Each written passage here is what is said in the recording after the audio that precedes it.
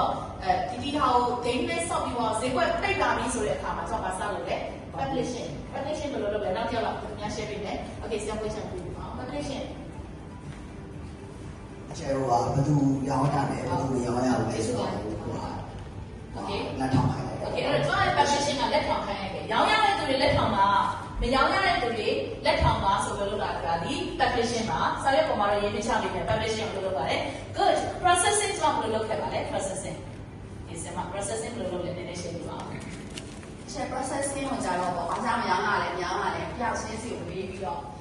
ရေးချရတယ်ပေါ့နော် okay အဲ့တော့ဘာကြောင့်မရောင်းရလဲဘာကြောင့်မရောင်းရအောင်မေးတဲ့အခါမှာကျွန်တော်ဘယ်သူတွေကိုအရင်မေးပါလဲလိုပါဖြစ်တယ်ကျွန်တော်အဲ့ခါမှာစကားလုံးတွေဆွဲလို့တယ်မလိုလို့ဆိုတဲ့စကားလုံးအသုံးမလိုလို့ဆိုတဲ့စကားလုံးဈေးကြီးလို့ဆိုတဲ့စကားလုံးเนาะpromotion ဘာလဲပစ္စည်းကเนาะအတူကြီးမဟုတ်လို့အမျိုးစုံပြောနေပြီเนาะဒါပေမဲ့သူရောင်းတာရဲ့စိတ်ဝင်စားစရာမကောင်းဘူးမျိုးစုံတယ်အဲ့ဒါပြောတဲ့